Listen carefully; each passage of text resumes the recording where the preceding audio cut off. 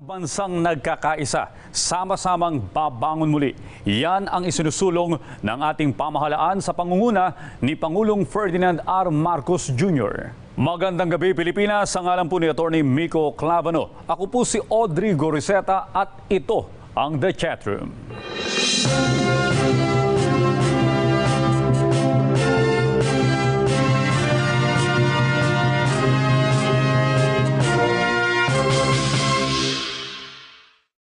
The Philippines and India have had more than 70 years of relations.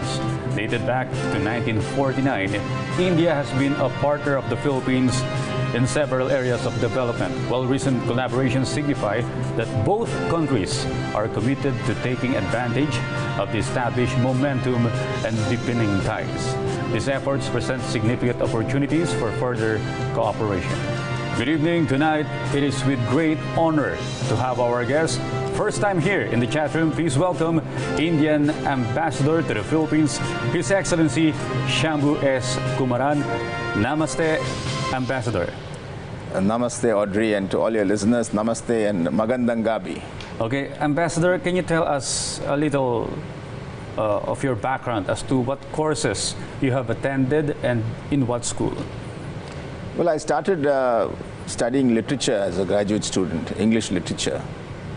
And then for my master's, I moved to Delhi. I studied initially in my home state of Kerala, which is in the south of India. And then I moved to New Delhi to study at university, and I took up international relations. And then I joined in a PhD course. Also in India? Also in India on diplomatic studies. And in India, we select our senior officials in government, including diplomats, through a combined civil service examination. So that's how I ended up joining the diplomatic service, although I was already a student of international studies at that time. Okay, Ambassador, before joining the foreign service, were you in the private practice? Can you tell us more about this? No, I actually did not have the experience of working in the private sector, although increasingly a lot of diplomats do join government after working in the private sector. I joined directly out of university. So for me, it was really the only career that I've known.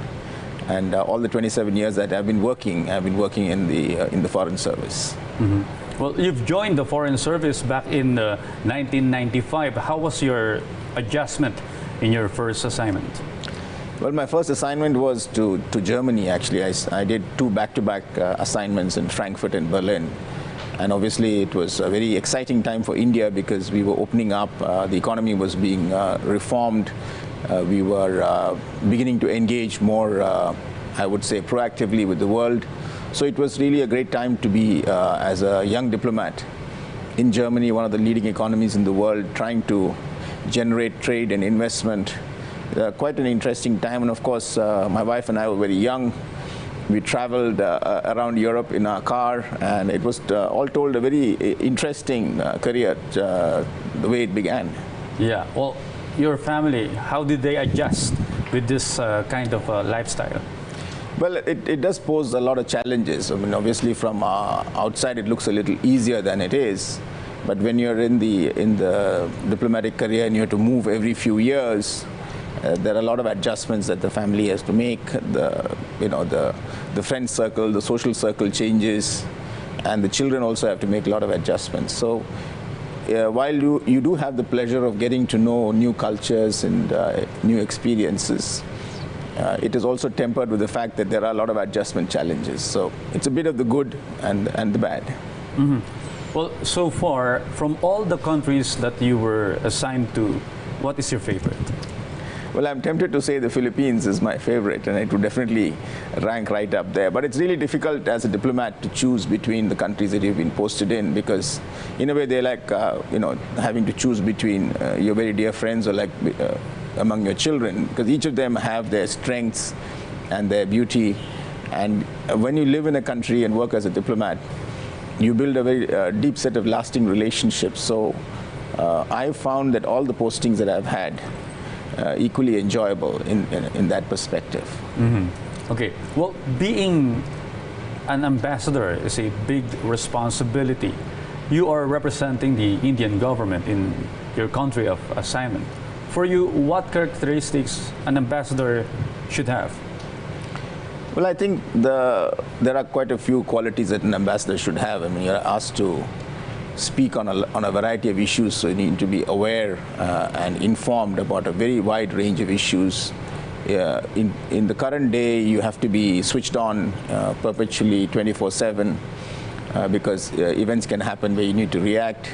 But I think in terms of qualities of mind and spirit, I think a sense of humility and empathy perhaps what are most essential for a diplomat, because I have found that that is what gets you a deeper understanding of the societies that you're working in, and the ability to make good connections comes from a sense of humility and wanting to learn and wanting to see things, as I said, empathy from the other person's perspective.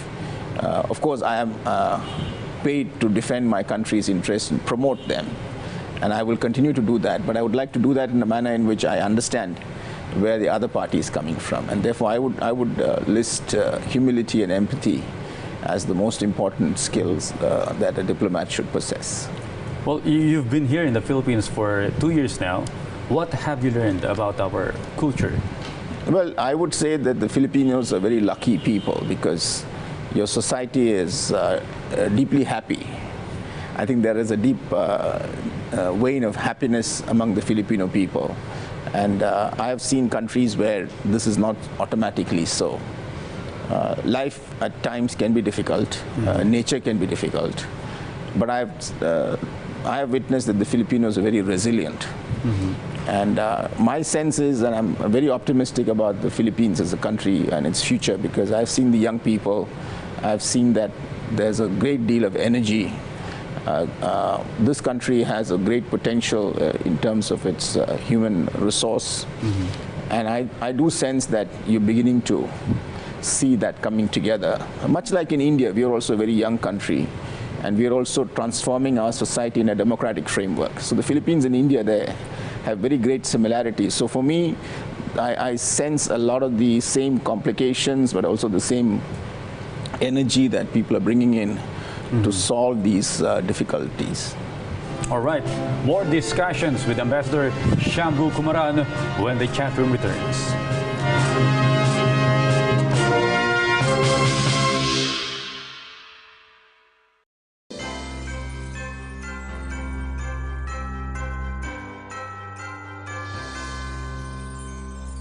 Pag-asa. Ang mensahe ng Pasko ay pag-asa. Pag-asang sa gitna ng pagkakalugmok, tayo ay sama-samang aangat. Pag-asang sa kabila ng hirap, may kaginhawaan. Pag-asang muling liliwanag ang ating minamahal na bayan. Dalangin ko na kahit saan man tayo dalhin ng buhay, huwag tayong mawawala ng pag-asa. Para sa iyo, ano ang mensahe ng Pasko?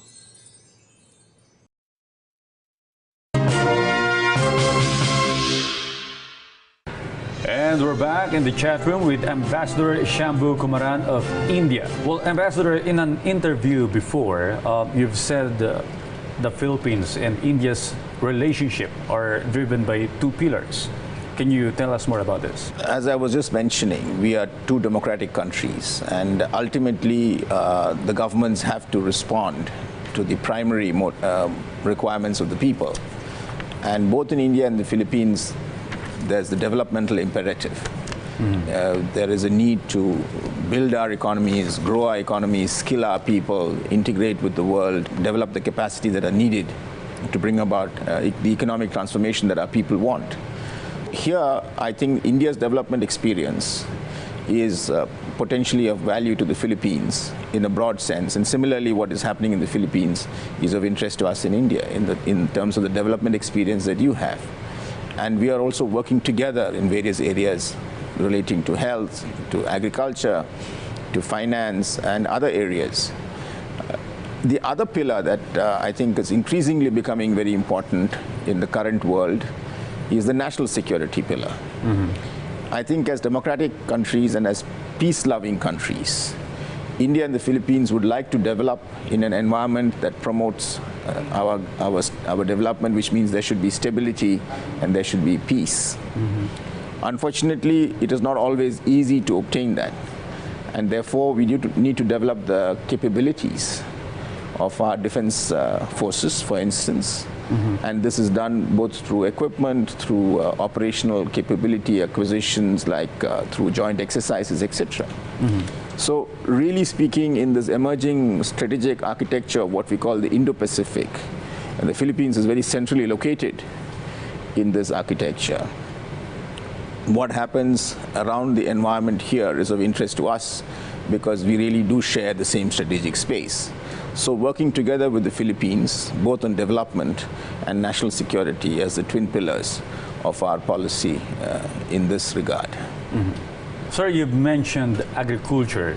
How would India, being the world's third-ranking rice producer and exporter, will help boost the Philippine agricultural sector and ensure food security? Well, Audrey, I know that you're aware, but India is actually a great success story in agriculture. As early as the 1960s and 70s, we were a food grain importing country.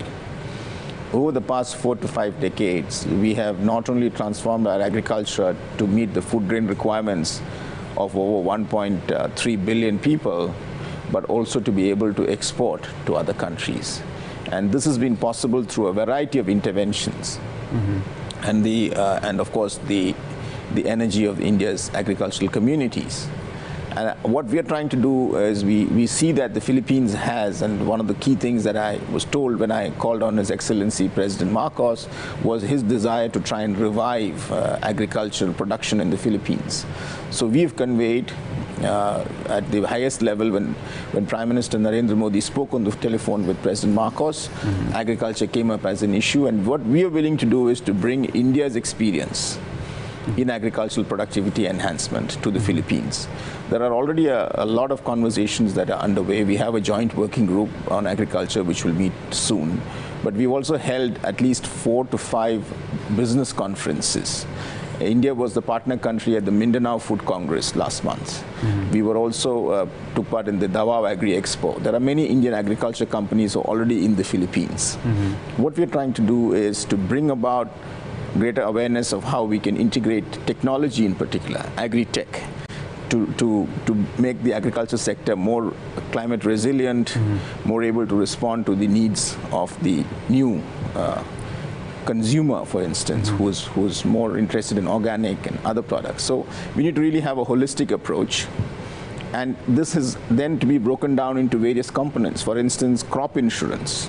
In April, we organized a workshop on India's very successful Prime Minister's crop insurance scheme, which is one of the world's largest and most successful, and the most unique element of that crop insurance scheme is that we're able to integrate data, especially satellite data, to make decisions in terms of the process. So really, this is the effort, a broad-based partnership to try and share our experiences and best practices, to bring in our companies to become more active in the Philippines, and to have a broader government-to-government dialogue on areas of priority for the Philippines.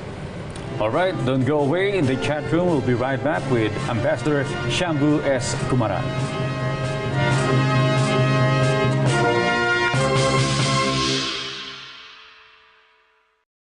Mga paraan para tuldukan ang violence against women. Para sa kababaihan, alamin ang inyong mga karapatan. Magsalita at i-report kung may pang-aabuso at himukin ang mga kapwa babae na ipaglaban ang kanilang sarili. Para sa kalalakihan, matutong rumespeto ng mga babae. At sumali sa mga grupong nagsusulong ng anti-vow efforts. Sa mga lugar ng trabaho, paaralan, ahensya ng gobyerno at barangay, siguraduhin may vow desks kung saan maaaring idulog ang mga pang-aabuso. Palagi ang magbigay ng training, seminar at iba pang aktibidad patungkol sa anti-vow campaign. Ang bawat isa ay may ambag para gawing vow-free ang Pilipinas.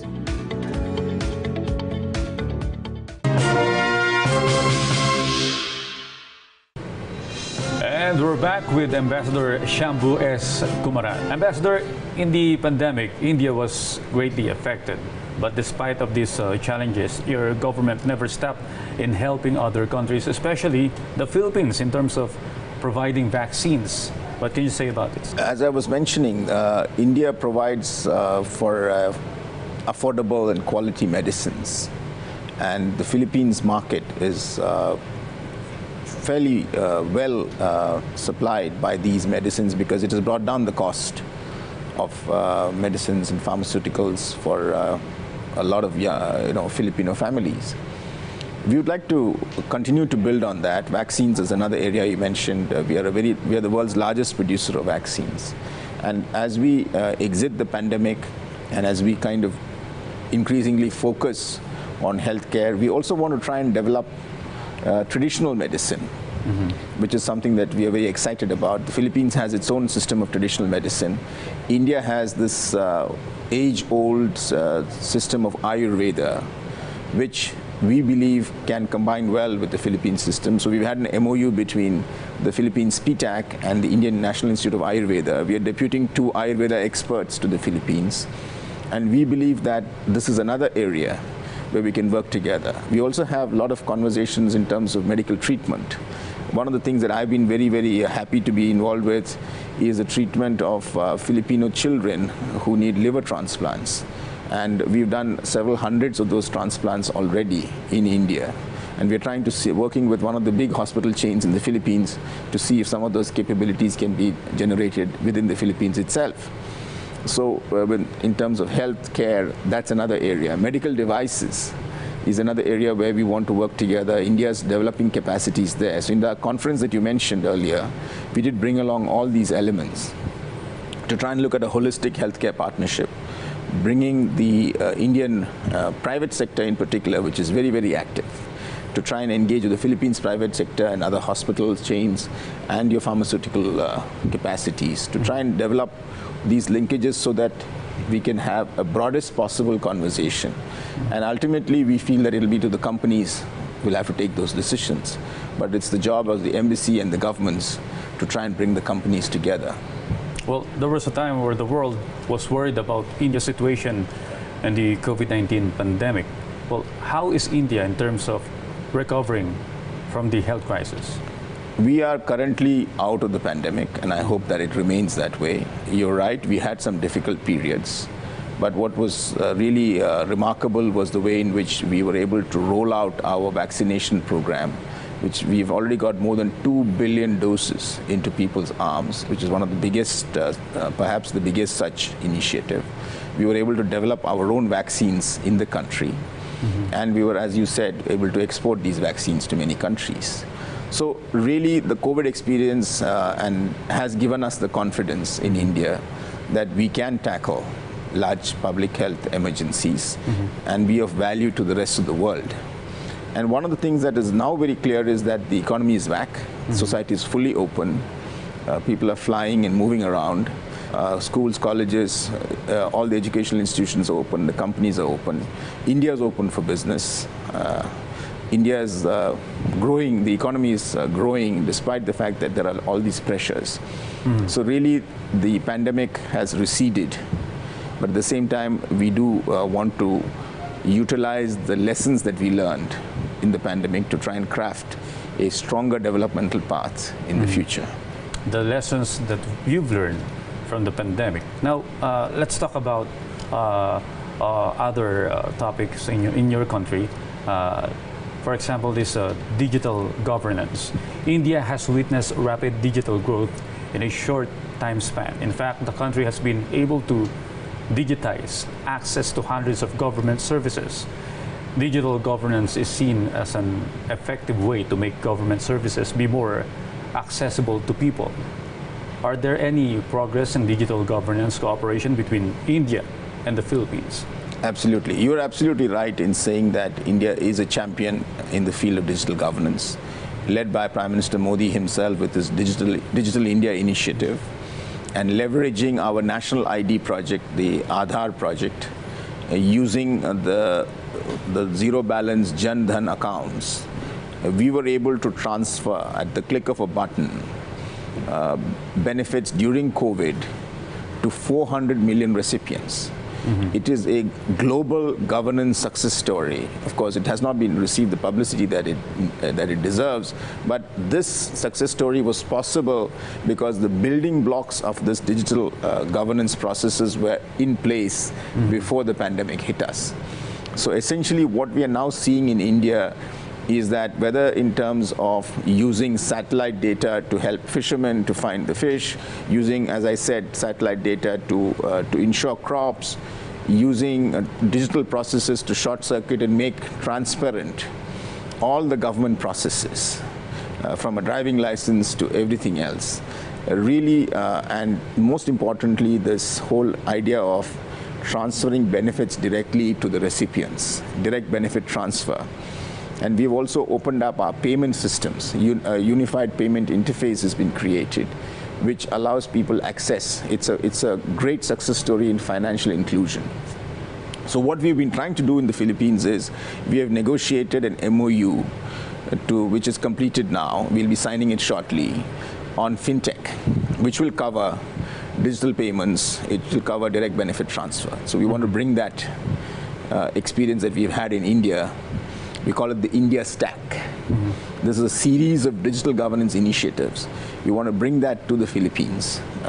Fintech is one key area. We also do believe that the National ID project, in fact, an Indian company is involved in the software part of it. This can be leveraged to bring in the experience that we have of leveraging the basic foundational ID to provide a series of services to the citizens. So this is a very promising area of India-Philippines engagement. We've had some conversations, some activities have already started, but I believe as the Philippines moves forward in terms of reforming its governance and making it more transparent and digital, as the President himself has said, and in various areas. The other day, I was with the Commissioner of Immigration, and I suggested that perhaps you could look at issuing electronic visas. We have a very successful scheme in India of electronic visas. So there is the sky is the limit on digital cooperation with India, because the most important thing is that it is happening in a democratic framework, and it prioritizes the people at the bottom of the pyramid.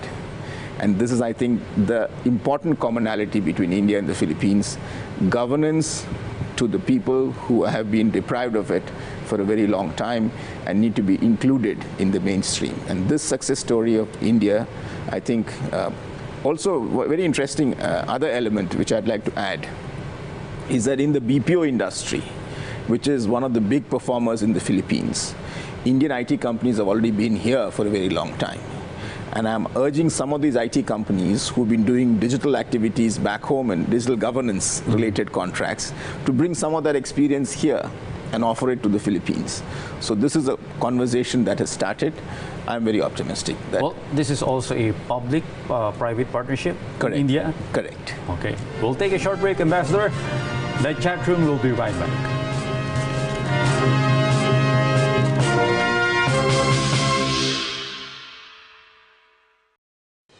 Numbers, facts, insightful analyses, and context on information for a better perspective. Developing stories in the country and around the world. The most current news and issues that are relevant to today's times. Get a rundown of it all every night, only here on PTV News Tonight.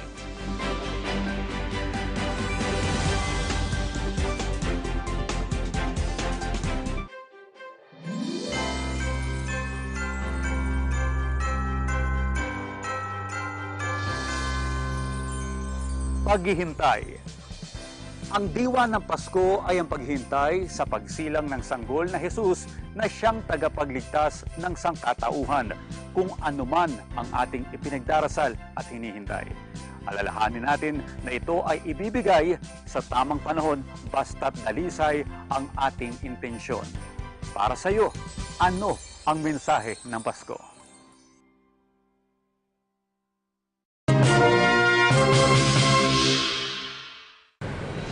And we're back. We are still with Ambassador Shambhu Kumaran of India. Well, Ambassador Kumaran, at this point, we would like to know what we are going to expect between the Philippines and India's partnership?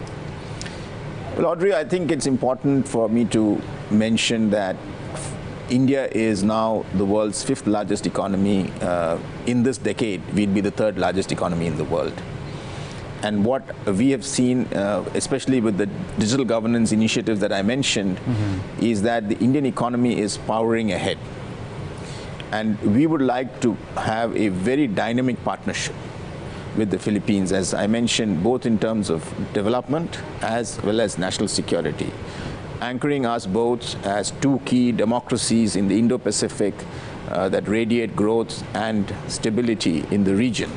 And working together, I think India and the Philippines can achieve that goal. Yes, sir. Finally, Ambassador, what is your message to Filipino people and Indian nationals living here in the Philippines? To the Filipino people, my message is threefold. I think it's gratitude, friendship, and ambition. What do I mean by that? I say that I would like to express our gratitude for us in the embassy and our officials being welcomed here, being able to engage and to carry forward our effort to build this partnership. So I'm really grateful for all the friendships and all the partnerships that we have here, and we hope to continue to have that.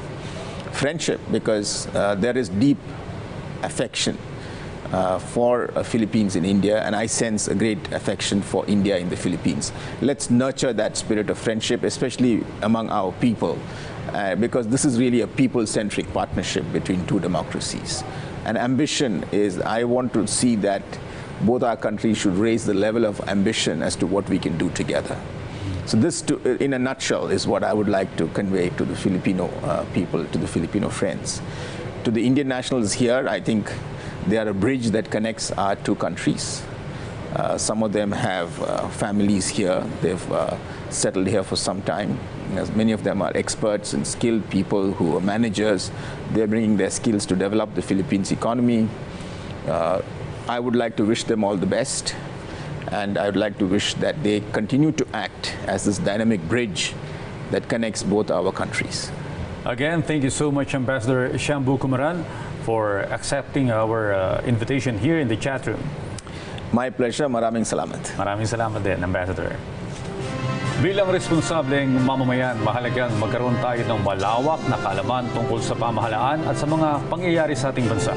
Kaya naman, ugaliing tumutok. Dito lamang sa The Chatroom. Ako po si Audrey Goriseta. Magandang gabi, Pilipinas.